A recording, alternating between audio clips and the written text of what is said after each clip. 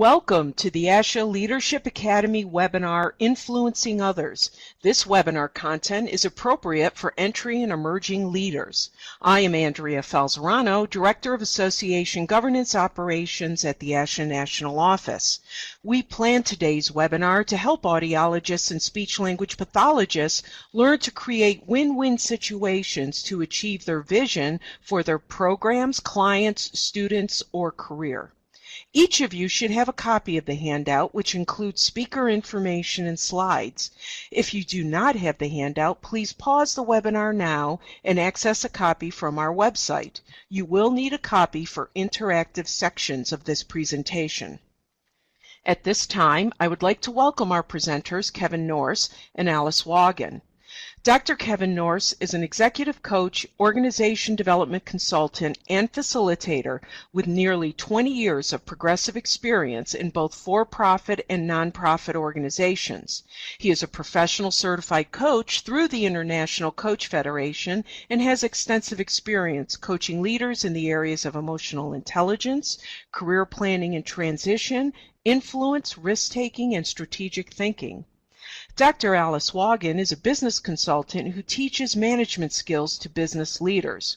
Alice has conducted hundreds of workshops and training classes at many of the country's top Fortune 500 companies, nonprofit organizations, and government agencies in the Washington, D.C. area.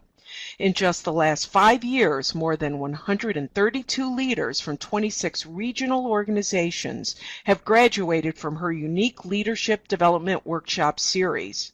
Now let's begin. Over to you, Kevin.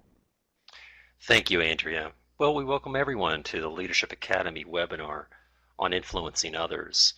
We're happy to have everybody participate in the webinar, and we'll be talking about strategies and techniques that you can use to influence others, hopefully right after you use this webinar. In just a minute, I'm going to introduce the fiduciary responsibility, the disclosure statement. So I'm Kevin Norse, Principal of Norse Leadership Strategies, and I am an independent contractor. I'm being financially compensated by ASHA for the Leadership Academy webinars, and I do not have any non-financial interests with ASHA. My colleague, Alice Wagen, is a subcontractor to Norse Leadership Strategies. She is also an independent contractor, financially compensated by ASHA for the Leadership Academy webinars, and without any non-financial interests with ASHA. Before we get into the agenda, I want to just point out there's two audiences for our webinar today. We've got those of you who are in the classroom with us, and then we have those of you, of course, who are listening to the webinar recording. For those listening to the recording, at various points we'll be posing reflective questions to the group to allow you to deepen your knowledge of the content. At that point, we'll invite you to hit the pause button on your replay so that you can take some notes or reflect on your handout. When you finish, you can then hit the replay button and join us in the session. So with that, I'll toss to my colleague, Alice, to go through the agenda. Well, thank you, Kevin. And I'd also like to welcome everyone for participating in today's webinar. We're going to talk today about the fundamentals of influencing others. This is a very key leadership skill that we'll talk about in a few minutes, and one really important for anybody to be successful in either their professional role or a volunteer role. So how are we going to do this today? We're going to start by defining some of the key terms that we'll be using in this webinar. Then we're going to talk about sources of power, a very critical issue for influencing others. We're then going to go over a step-by-step process to use to influence others. And finally, we're going to highlight certain behaviors that you can use that will make you more successful at influencing people. So with that, let's take a look at these key terms that we'll be using today together. Start with the concept of influence. Influence is the capacity to use one's power to have impact on behaviors, attitudes, or opinions of others. Putting it simply, when we want to change someone's behavior, change their attitude or opinion, we will exert influence to do that. And we'll be using our personal power to get that done. Now, how do we define the word power? Is a resource used to achieve one's goals. We're going to get into the concept of power in more depth in a minute, but it's very important to know that influence is executed by using our own resources to make it happen. And we'll know that we will be successful when we see the change that we are trying to achieve. So why is this important for those on the call today or on the webinar today and listening in? To achieve your goal, you have to understand how other people work. And especially in a volunteer situation, when we're in a leadership role in an organization, we've got what we'll talk about in a few minutes is formal power. We have the ability to give somebody feedback or to affect their performance review. But as volunteers, we don't have those formal mechanisms. We have to get a lot done simply by being able to influence others. The second idea here, win-win situations. The other important part of success in any role is to build positive relations with others. And if we get our goals done by us winning and others losing, that's really not going to be good long term. So good influencers achieve their goals, but also help others achieve their goals in a win-win situation. Kevin, anything to add to our definitions here? Yeah, I think some people look upon influence negatively as if it were manipulative, but really we're talking about influence in a way that builds relationships. In other words, I'm looking out certainly for my own interest and my own ideas, but I'm also looking out for yours. And so we know that when we take that approach to influence, it does tend to build a relationship, which makes it easier the next time I engage with you. So I think that's really important. It's both how can we get results, but do it in a way that builds and sustains the relationship from that perspective. Okay, so I think we'll take a look at some of the emerging research around influence. As is often the case with each of the webinars, we look at specific research studies and some of the emerging themes.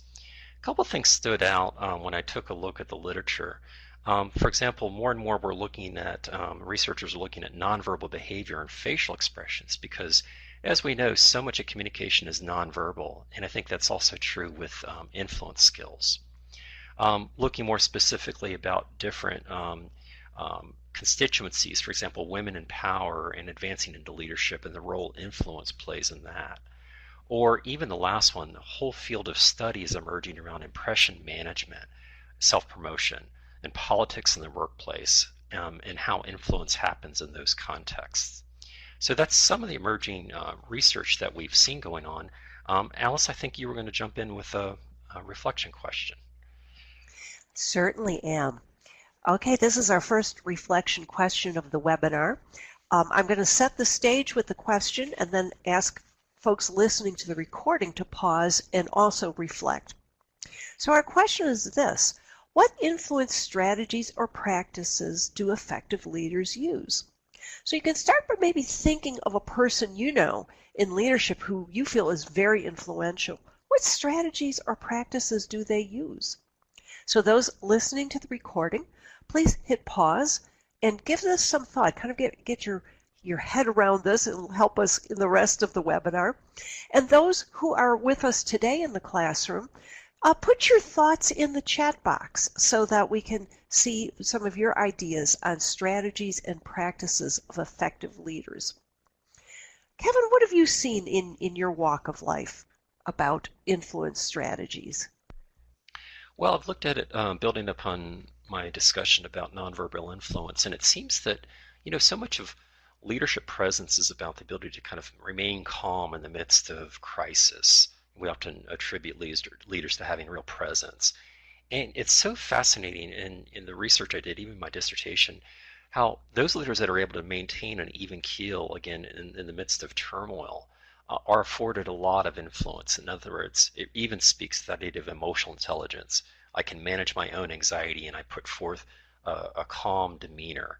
So it's not even so much of what I say, but so much of leadership and certainly influence is about how I show up, how it shows up in my body as an important part of it.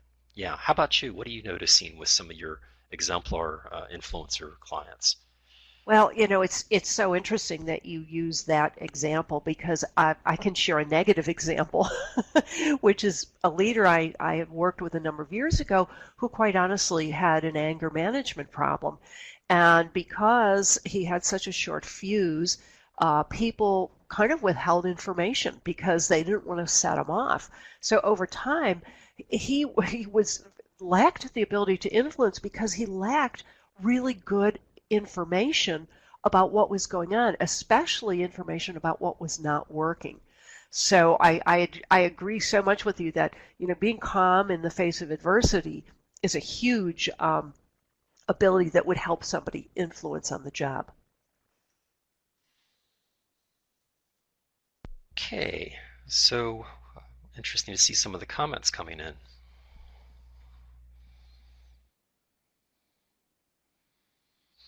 So let's look at, we've got Stacy, effective leaders put themselves in another position. So it's that whole empathy component, which is really, really critical.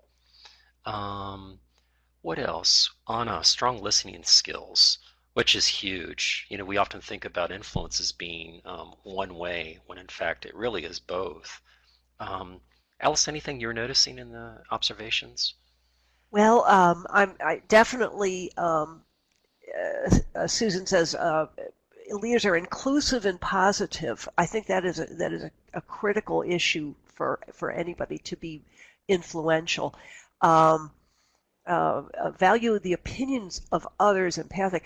Yeah, Martine, I think that is so important, and not only just to value, but to express that value, to provide feedback to people, to say, bring me what you've heard and bring me your opinion, because that might help me make a decision that makes sense. Yeah, leading through example rather than dictatorship, certainly, Christy. And Stacey mentions walking the walk.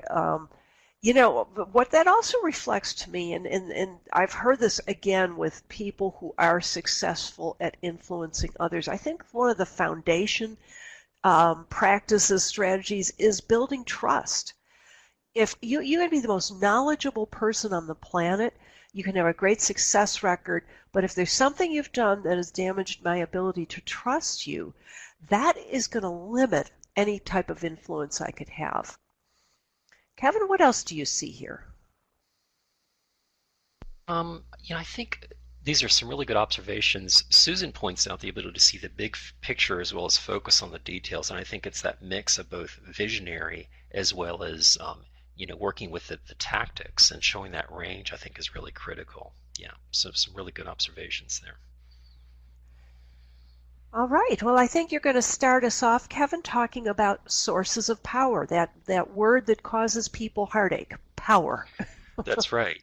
Yeah, so I wanted to introduce this because it's really critical as it relates to influencers to know what power am I drawing upon when it comes to influence. So we can think about it from two perspectives. One is our formal sources of power, we also might call external power, and one which is the internal sources, more internal, personal sources. So let's start first with the left side. So we think about formal sources of power. That would be things like your title, your position, your formal authority. In essence, all of these things are granted to you by your organization. The issue is that if you leave your organization, you'll lose that source of power. And in and of itself, this is not a bad thing at all. In fact, power in and of itself is not bad. It's really the ends, to what extent you use it, how you use it is more critical. And so managers that have this, it can be an effective use of power to get things done. So for example, you think about your ability to sign paychecks or your ability to, approve requisitions or vouchers or hire or fire. All really legitimate sources of power. The opposite, the flip side though, we think about personal sources of power. These really live with you. So qualifications, degrees, your accomplishments, things like that in terms of your past experiences. Affiliations, the idea of having strong bases of relationships so you know a lot of people can be a huge source of power. Even personality and charisma. I've often challenged coaching clients that, if you don't have passion and energy for your ideas, why on earth should anybody else? In other words, we know that charismatic people can have a certain amount of influence depending on the audience. Reputation. What are the stories people tell about you when you leave the room? They're usually talking about two things. One would be your achievements and or your competencies. The other would be your personality, what you're like. And so reputation is really an important part of personal sources of power. And then even personal appearance. And so to some extent we do have some control, in some cases we don't. For example, we know in American culture, really tall people are often afforded more power than shorter people, or there's various examples of that. But in terms of personal appearance, the way that we dress can make a difference in terms of our ability to influence others. Just an anecdote, Alice, a few years ago I worked with an image consultant. Oftentimes I will refer my coaching clients to experts. In this case, we looked at color and style, and I got quite an awareness about how I package myself in terms of my presence, and how important it was to show congruence between my style of leading and engaging needed to be matched with the way that I packaged or dressed myself. And so that's one thing that we do actually have control over. So again, when it comes to influence, the idea is to draw upon our personal sources of power. And that many times managers will get into trouble because, for example, new managers that have formal power can often overuse it such that it becomes a club, in essence beats people into submission or compliance, versus how can you balance that with more personal sources of power to enlist and engage people and build more kind of cooperation and collaboration versus simply people are following you because they're afraid of you. So again, we're talking about balancing these sources, but ultimately, as influencers, we're going to draw upon personal sources. Alice, what would you underscore in our explanation of power? Sure. A couple of points I'd like to make. Again, think of these as tools in your arsenal of influence, but think of them as broadly as possible.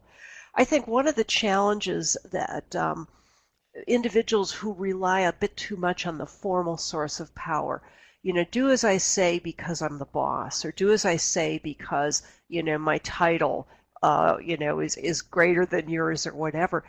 That is a way to influence people. Remember, defining influence is changing their behavior or their attitude or whatever, but it may not be sustainable.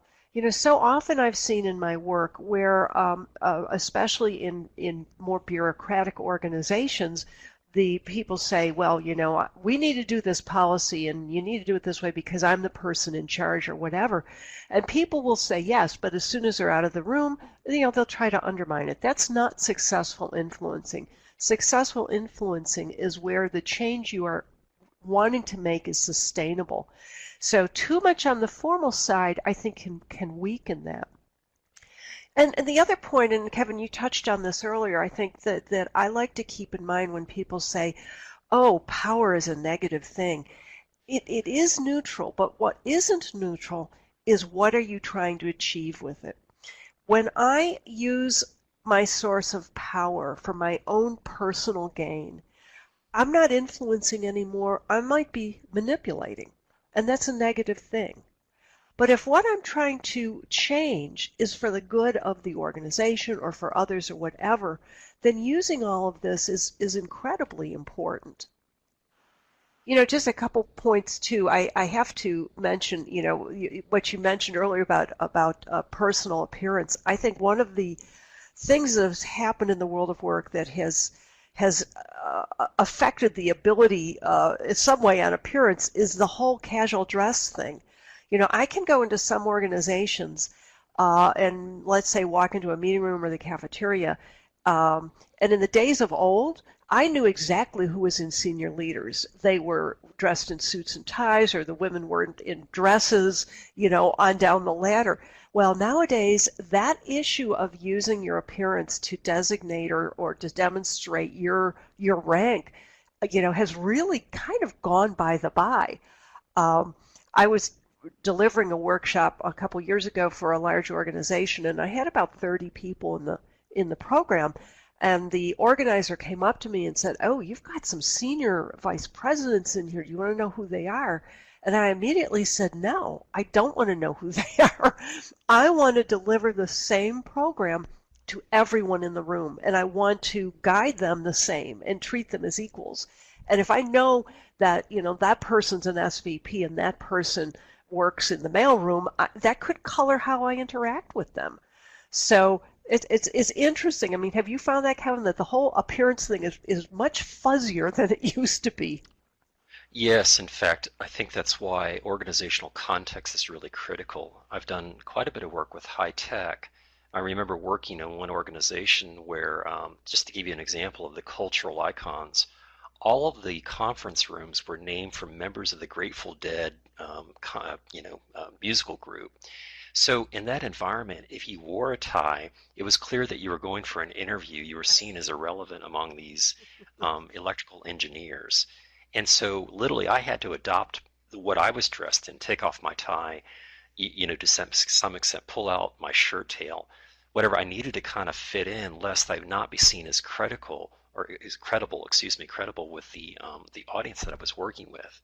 So, that's, again, I think that's really an important nuance, is that the definition of power and what's seen as influential will vary by organizational context. So when I work in high tech, very different from when I step into a healthcare organization working with a CEO versus an association. So I think it's hard to say that there's a kind of a blanket description of kind of what's influential. It's often contextually driven. Yeah, that's a really good point.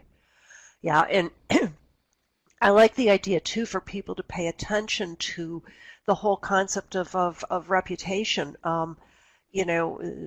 They used to call that, a few years ago, personal brand management.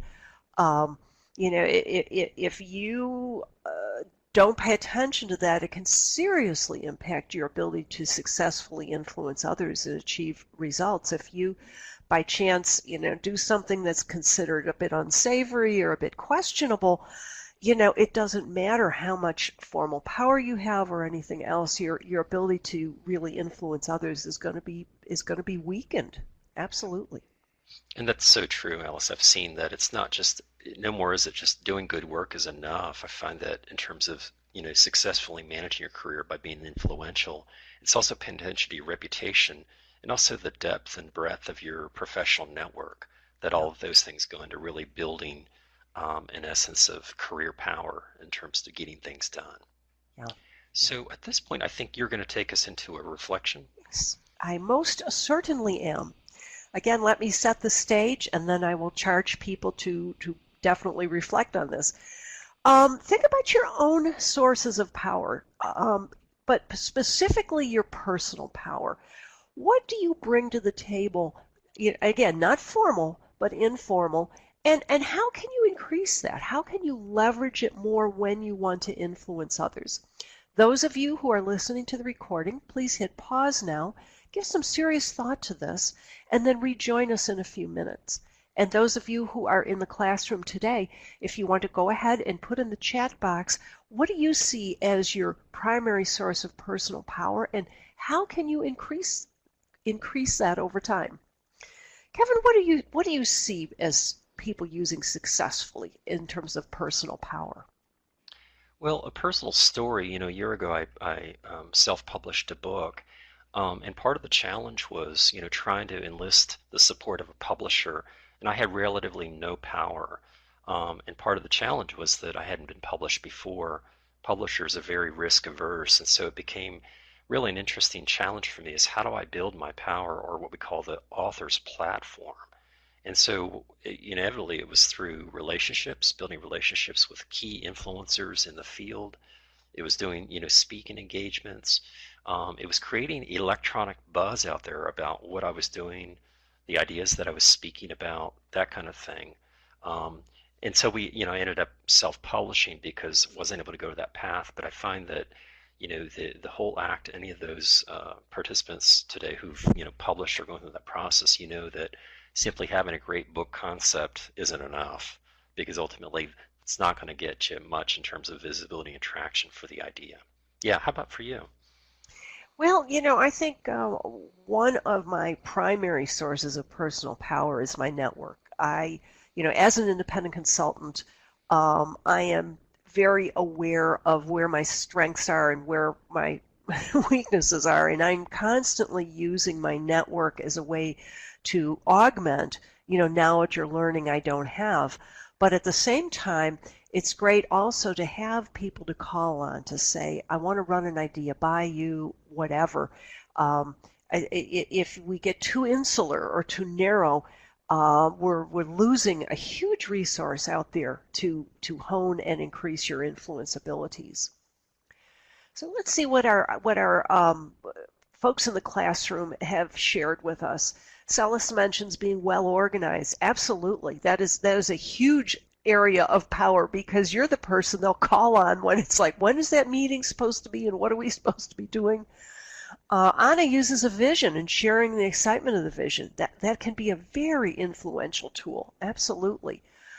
Susan says the ability to see the big pictures as well as the details. Again, that lends a lot of credibility to what you're doing. Stacy says charisma and energy.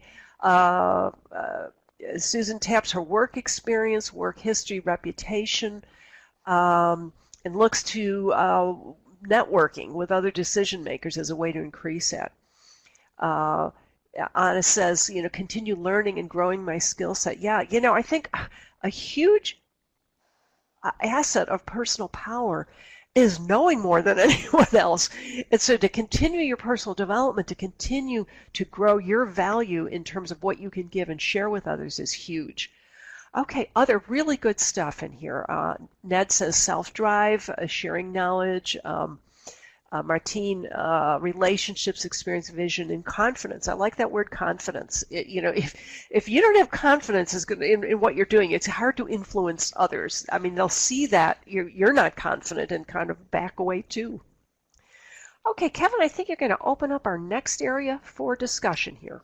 That's right.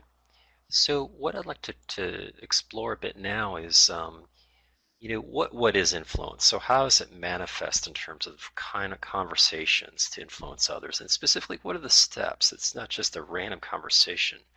But let me just go through each of these steps, and then Alice will invite you to chime in here in just a bit. But so we think about this idea long before influence happens is starting to get your mindset in place, ready to influence.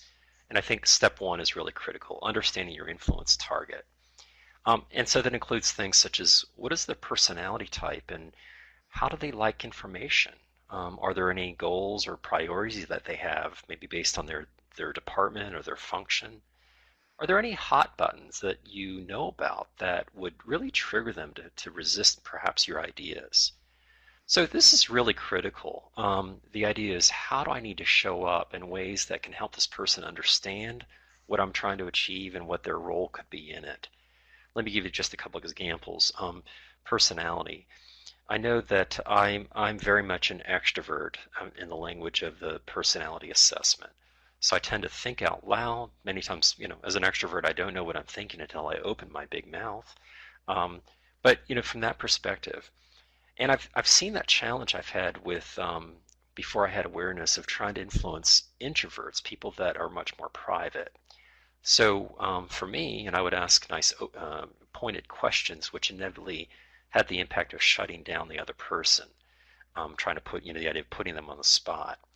So to me, that's a really important thing to know. And so again, it's understanding our influence target, not necessarily, and certainly not to manipulate them. Again, it's really from the perspective of how can I be the most effective with this person by anticipating what their concerns are, where they're coming from.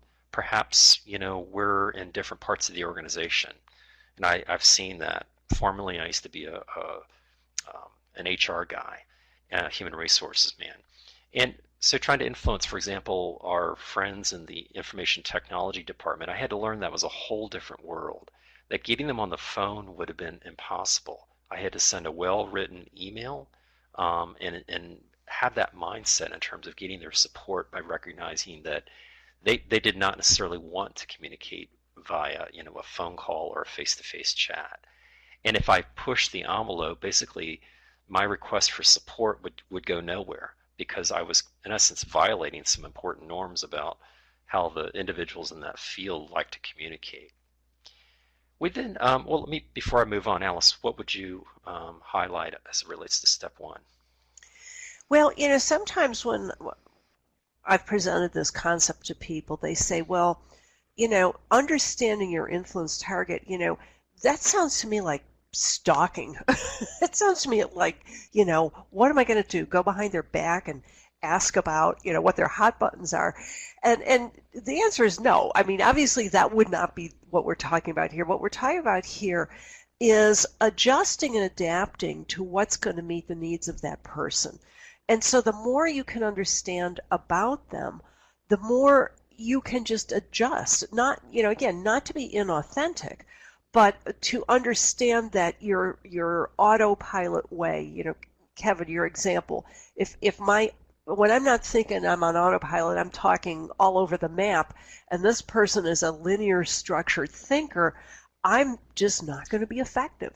So understanding that sometimes we have to adjust to communicate or act in a way that might not be our natural inclination, but you got to be able to do that. Again, when I watch successful people who are successful at influencing others, they're extremely good at knowing their audience and knowing how to position something in order to get what they need. Yeah.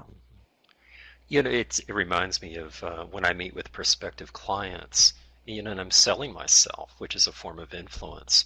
One of the first things I do, for example, is to go to LinkedIn and look at their profile. Because what I'd like to understand is their background, but also find, do we have any commonality?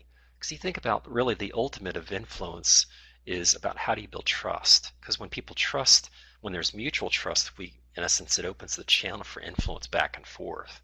And so to find that we have common experiences, we worked at the same employer, we went to the same school, it's a way of kind of building the relationship, which of course is so critical, we know, to getting things done in any organization. Okay, step two, we then start to think about how do we know we're going to be successful? What is the evidence of success? What would your influence partner do or say that would be evidence of that they really did get on board? And what's underlying this is the premise that influence lives in the eye of the beholder. Alice, you and I can have a great conversation, and I think I've influenced you. But ultimately, you walk away and think, well, good conversation, but I'm not gonna run that webinar for Kevin, kind of thing. And so that really is the ultimate test. And so we step back and think, well, how am I going to know it? I've seen this happen a lot. For example, I used to be a software developer and would implement, software solutions in organizations. And I would work with my clients, or in this case, my boss, about, getting their support. I really need your support for this software implementation. And of course, what does that mean? How would I know, that person's supporting me, my boss is supporting me? Would it be they're going to sign an approval here in 3 weeks? They're going to send out an email on my behalf? In other words, you think about how can we be specific and concrete about what support looks like. And I think a lot of times we create resistance to our ideas because we're trying to take people places that they are confused on. I approach you, I want you to be my mentor. And you're thinking, what are you going to sit at my desk every day? So being really clear, no, actually really what I'd like to do would be to meet with you maybe once a quarter and talk about trends in our profession. Okay, well, I can get on board with that. So Alice, what would you highlight here on step two? Well, the biggest reason to spend some time of what your success looks like is it allows you then to measure whether you're achieving it or not. If I'm very specific about what actions I want a person to do, or how I want to influence their attitude or belief, I can then watch for that to happen. And if I don't see it happening, I can then recalibrate. I can kind of step back and say, okay, this isn't working. What's wrong here? Perhaps I'm not being as influential. Perhaps my perception of my personal power isn't as great as I thought it was, and so on. The other thing I think is if things aren't working out, is you can do a little reflection and say, what really is my goal here? Maybe I'm stating it one thing, but it's really not. I've got some hidden agenda I'm working on here, and this person's perceiving that, and that's why they're blocking right now. So very important step, I think, to be successful at influencing a person. Thank you. So let's talk about our final step, preparing your approach. So now I have a sense of the person I'm going to be interacting with. I'm really clear about what success looks like. Now I can start to formulate, build the approach using a combination of, and we're going to introduce these in just a moment, but advocacy behaviors, sending out information to them, or inquiry behaviors, drawing them out. Because again, we know that good influencers use a little bit of both, as you all highlighted early in the webinar. Evidence to support your requests. So it's providing evidence may be an important influence strategy. And then anticipating what likely are going to be their concerns and to what extent did I prepare for those in advance. Because we know that, I think a lot of you alluded to that early on when we talked about skilled influencers. You know, they've got that kind of even keel. Well, what I find is that when I coach leaders, that if you anticipate their, you know, the questions you hope they don't ask, but you've prepared for them, you're able to kind of demonstrate this calm demeanor so that you can handle these things. You're aware of it, kind of the emotional intelligence that really is critical here. So again, we start to think about what's the right mix, what data might I need to present, what vision might I need to present, even thinking about is there someone that can be part of my approach? Maybe I don't, in and of itself, I don't have enough of a relationship with that person. So is there someone I can partner with to be part of this approach in terms of how I influence? Alice, final comments on that? Well, you know, again, I think the important issue here is, you know, preparing and planning. I think sometimes people jump into this step 3 without doing steps 1 and 2, and they find they bit off more than they could chew. They'll go in and propose an idea or promote their point of view, expecting everyone to jump on board with it, but they haven't done the planning. They don't really understand what resistance they may find out there. They didn't anticipate hitting a huge hot button that caused everybody to put the brakes on. They may not have been even that clear as to what they expected to come out of it. Well, what's happening then is without this step 3, this planning, they're at risk of actually hurting their reputation. Going back to our issue of personal power, they're at risk of building a reputation as their kind of person who doesn't think things through, kind of jumps in with half-baked ideas. And then once that reputation is out there, wow, it gets much harder in future times to be successful at influencing people.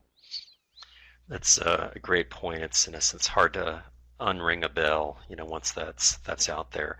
Because I've seen, for example, the idea of, you know, going in and getting to know someone in a conversation to influence them, and you're asking them, for example, questions that could have easily been identified or answered had you maybe check their web page or check their LinkedIn profile. And so the idea is, you know, to what extent you demonstrate, I've done my homework, I've gotten to know about your past and your research, you know, and so that way I have more currency with you in the present. Okay, I think we're ready for a reflective exercise. So in this case, we'd like you to reflect on a past attempt to influence another person. Think about how well did you understand your influence target, so that's step 1, or clarify your success outcomes in advance. So we're focused on those 2 steps, the extent to which you did those things. And what would you do differently if you tried it again? So for those of you in the classroom, we'd love to see what your thoughts are. And if you're listening to the recording, now would be a good time to hit the pause button and capture some thoughts in your handout, and then rejoin us when you're ready. So Alice, let's start with you while we're waiting for our folks to share. Yes, well, I can think of a great example, of a good bad example from my own life. When I was fresh and new to the workforce a few decades ago, my first boss, wonderful woman, but she had a habit of every Monday morning, the whole staff had to get together for a staff meeting, and she never had an agenda. She'd talk all around things, and honestly, they were a pretty ferocious waste of time. So about 3-4 weeks in, I took a colleague aside and I said, I'm going to go talk to the boss and tell her she's really got to get better organized. I'd love to see an agenda. I'd love to see a timed agenda. I'd rather see a use of a parking lot to have these side conversations taken off the plate. And he let me run for a while, and then he said to me, okay, so what are you trying to achieve here? Well, I want her to be more organized. He said, okay, that was the step 2 part. But then he asked a very interesting question. He said, how likely are you to be successful doing this? And I looked at him, I said, she's been doing these meetings this way forever. So you're brand new. How likely are you to be successful? And I still was a bit resistant. Said, well, I think it's a great idea. I think I'll be successful. And he said, all right, what are the risks here, though? What if she decides that you're not doing a good thing? And I realized that the risks of me, the probability of me succeeding was small, but the risk of me totally alienating and insulting my boss was high. So, I sort of did the 1, 2, 3, but I never acted after that. I said, okay, I think I need to maybe slowly influence by mirroring a behavior of being planned, but not to go in and make demands, because I didn't at that point, putting it in language of today, I had almost no personal power in this situation, and I sure didn't have formal power, so that sort of put me at a disadvantage. So that was my example of using the planning process unconsciously and then backing off before I talked myself out of a job. It's a potential landmine avoided, but a really good insight, Alice. Thank you. So we've got a couple folks that have shared. Christy summarizes in essence, I didn't do this well with one person in particular. So the idea of showing up, beginning with more compassion and patience. So really thinking through your approach, Christy. That's, again, sometimes the most painful experiences are the richest for learning. Or previous attempts, Sally's, in terms of more of the organizational vision, gathering input on the individual's ideas, again, using that inclusive approach to get ready for the influence conversation. Or Stacy points out, not to assume that we're on the same page, in essence. That's often a great place to start in a conversation. She had a very different take on what the problem was, so different ideas about the solution. Yeah, I often say that it's important before you get to the solution to sell the problem and make sure that we're aligned around what that looks like before we get to the solution. Yeah, anything you notice in the sharings that resonates for you, Alice? Oh no, I think this is great stuff. I especially like Christy's note about compassion, because oftentimes we can get so overwhelmingly supportive of our own ideas that we fail to see that maybe what we're trying to influence is causing that person pain or causing them anxiety. And if you ignore those feedback, then you're not going to be successful. No, I think that's good stuff. Okay, well, I think you're going to take our third module, Alice. Yes, I sure am. Now we're talking about behaviors. Before we talked about the step-by-step process, talk about behaviors. You'll see we have a little balance scale on here. And what we're talking about here is the ability to balance advocacy with inquiry. Now, what do I mean by that? Starting on the advocacy side, this is the telling and selling side. When I am using advocacy behaviors, I am expressing, I am speaking, I am sending out messages to get my position out there. On the inquiry side, though, I am not sending out, I'm taking in. I'm asking questions and listening and so on. We'll talk a little bit more about what those mean. So putting out, taking in. That's what we mean by advocacy and inquiry. Why is balance so important? All right. If I am way over on the advocacy side, if I'm selling and telling and doing all these things and I'm not using inquiry, I am at risk of being misinformed, of going in the wrong direction, of whatever. I'm not reading the environment. I'm just pounding at people. On the other hand, if I am way over on the inquiry side and I'm questioning and getting opinions, etc., and I'm not putting the advocacy out there, people are going to go, well, what is her opinion? What does she really feel about this? She's asking our opinion. She's asking everything about us, but we don't know where her head's at. And that's going to be damaging to my ability to influence. So balancing these two are critical to being successful influencer. All right, let's dive a little bit deeper and look at specific behaviors and what we mean by them under both of these headings. Kevin, you want to start us out with the advocacy? That sounds good. So, let's start with advocacy. It's about sending information out to the other, and there are many strategies, and we've boiled it down to these really 4 key ones. We start first with requesting, which is, succinctly describing what you want from the other person. I think we've all experienced that pain in emails that maybe we've gotten from someone. 3 pages of email, and buried in there somewhere is the request they have of us. And generally what I find is I just tune out. And that sometimes, typically, it's about getting the request out up front. And, oftentimes people forget that that is a really important part of influence, which is letting people know what is it you would like from them, and just be explicit about that. Secondly, providing evidence. So it's really kind of, in essence, your selling points by providing evidence to the other. And I think what's really critical here when it comes to evidence is it takes into account, well, what do I know about this person, and how am I going to influence them in terms of what evidence I provide?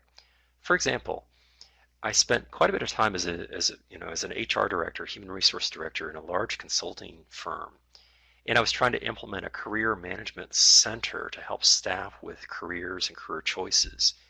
And so I'm trying to influence the chief operating officer to get on board with my idea. And I made that fatal mistake of I'm appealing to the COO in terms of how people will feel better about their jobs, they'll be more engaged, forgetting the fact that he was very much a numbers guy.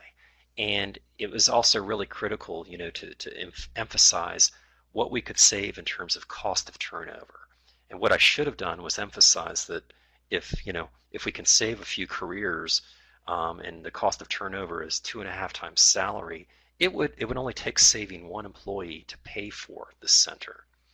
It also really was important because the COO, Rick, his perspective hot button was that if you can't get it on 1 piece of paper, your proposal, I don't want to hear it. And I walk in with a 20-page PowerPoint deck. So again, painful experience, but I learned a lot. So that's really the essence of providing evidence. What kind of evidence is going to have impact with the target of your influence? More quantitative, more qualitative? Is it going to be empirical research? Thirdly, we have visioning. So that takes a little bit more of an emotional appeal. In other words, you're describing what life looks like at the end of the road if folks get on board with your proposal and they actually enact it. So it's taking people to that place, not about how you're going to get there, although that's an important question. It's really, what does life look like? Many times we know that resistance happens when you tell people how you're going to do something, but again, they're wondering, what is the end result and what will the impact of that be? And then lastly, we think about empathizing. So that key aspect of influence, which is building trust, empathizing to me is a really powerful way to do it. In essence, let me get off of my island and go stand on your island and imagine what it's like for you and what you may be experiencing. And I find this is really critical when I've worked with clients that are really overwhelmed and frustrated. Before I can help them problem solve, I have to build the relationship and build trust with them. And there's nothing like empathy to really connect with that other person. So we'll get into inquiry in just a moment, but Alice, anything you would add to underscore any of these? Yes, I like to look at these in breaking them into 2 ways, appealing to the head and appealing to the heart. I think requesting and providing evidence appeals to the head. It appeals to, the analytical person or the person that wants logic and reason. But visioning and empathizing appeal to the heart. And I think sometimes we tend to, spend more time in the requesting and providing evidence and not really think about, painting that compelling picture or showing that you have empathy or as we mentioned earlier, compassion. showing that I realize, change is painful, but it needs to happen. At least acknowledging the fact that a person might not be happy with what you're asking them to do, I think can go a long ways. But yeah, head and heart. If we don't do both, we can still be influential, but it's a lot more difficult. All right, so let's talk about the Balance Act, the other side, inquiry.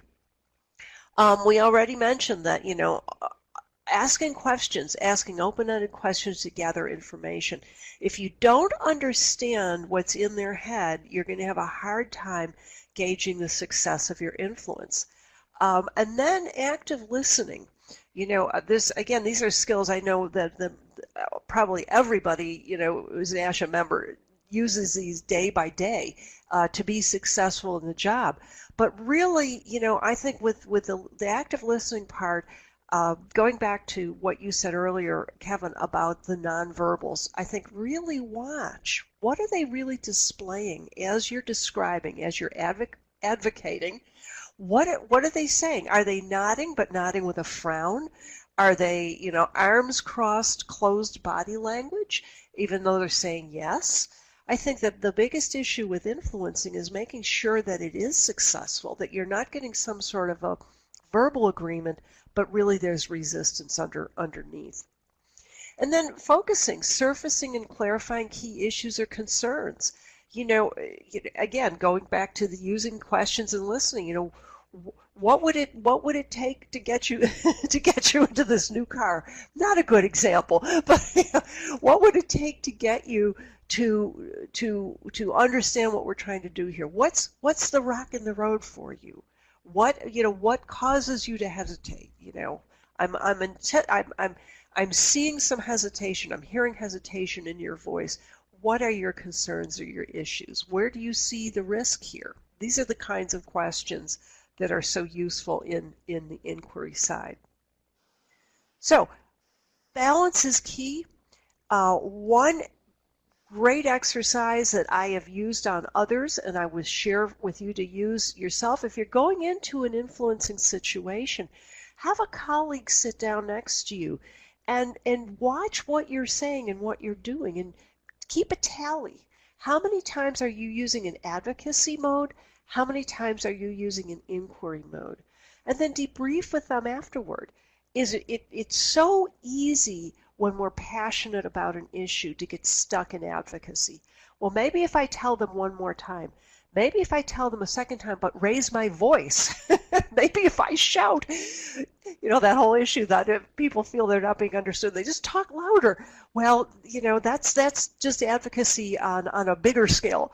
Are you doing enough inquiry to really understand what's going on? That's what I think is so critically important here. Kevin, any thoughts of you on the inquiry side? Yeah, I think, and I totally agree with you about, again, the importance of questioning and active listening. I find that the best questions, however, come from me being really actively listening. In other words, as I start to engage with someone I'm trying to influence, to be really present to them causes me to formulate questions based on what I just heard to kind of probe deeper. I think about it almost like the iceberg. At the top of the iceberg is what we see, which is maybe their position or their bottom line. And that when I ask open-ended questions, I'm exploring that rich world underneath the water that they may not reveal to me. But it's important for me to understand that, so that I can help them inform how my proposal may address some of their concerns or some of their challenges associated with that. So yeah, so really nice review there. All right, I think you're going to take us into our final reflection. Okay, so the final reflection question for our webinar today is to, again, think about an upcoming influence opportunity. And that could be in your current workplace, it could be a volunteer leadership opportunity that you're at. Which of the following influence behaviors will you use? What specifically will you say? And so specifically, is there I'd like to invite the participants in the chat room to identify what is one behavior you think you really want to use and use effectively that's going to make a difference with your influence partner. And for those of you listening to the recording, now would be a good time to hit the pause button and capture, some ideas in terms of your influence plan, and then rejoin us when you're ready. Okay, so Alice, what do you think when you think about your own business and influence conversation you're going to have? What's on your horizon? Well, I think one of the behaviors I struggle with is requesting. As you mentioned when you described it, be clear, be upfront, and put it out there. So, when I meet with prospective clients and, start by talking about the weather and did they have a good vacation and how is life, and I'm trying to build up the nerve to say, can you just, book some time with me?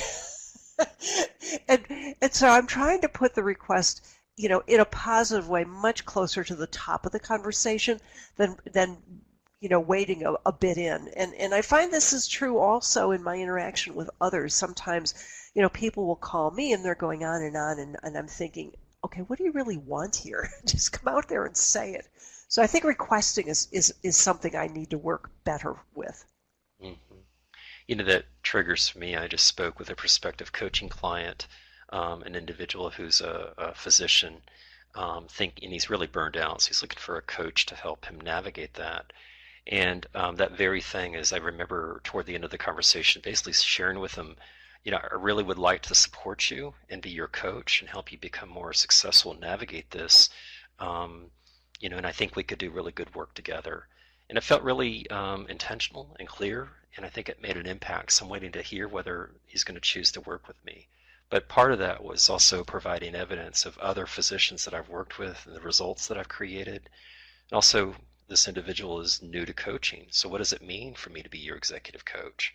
So I had to probe kind of his, inquire about his, the way he was thinking about that, and help, focus the conversation in terms of specifically what were his concerns about working with a coach, things like that. So it really entailed using all of these behaviors that often comes up, with people who I'm trying to, to build as a client. So let's look at our classroom and see if there's any observations here. Let's see. Well, kind of building upon what we've shared before, the idea of mining for hot spots, which is really, I think it could even happen in the context of an influence conversation as well as the preparation. But Sales talks about active listening is going to be really beneficial. I totally agree with you. Stacy using more of the inquiry behavior of focusing, getting to the root of the issue, not being able to, being afraid to go there, which is right. So if we surface it, we can work with it. It also tends to build trust when we can have kind of the tough conversations. Sales talks about advocating to do more visioning, not sure how to incorporate that.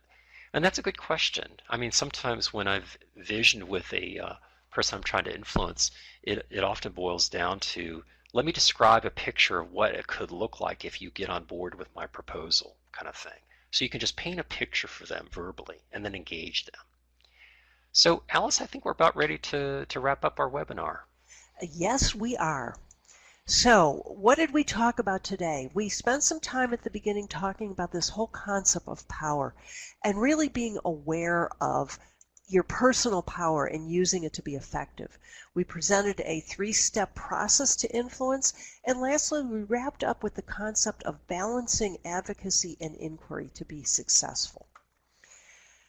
All right, what do we want you to do next? Pretty simple. We often suggest go find someone who you think is skilled with this skill and learn more about what they do, what behaviors they use.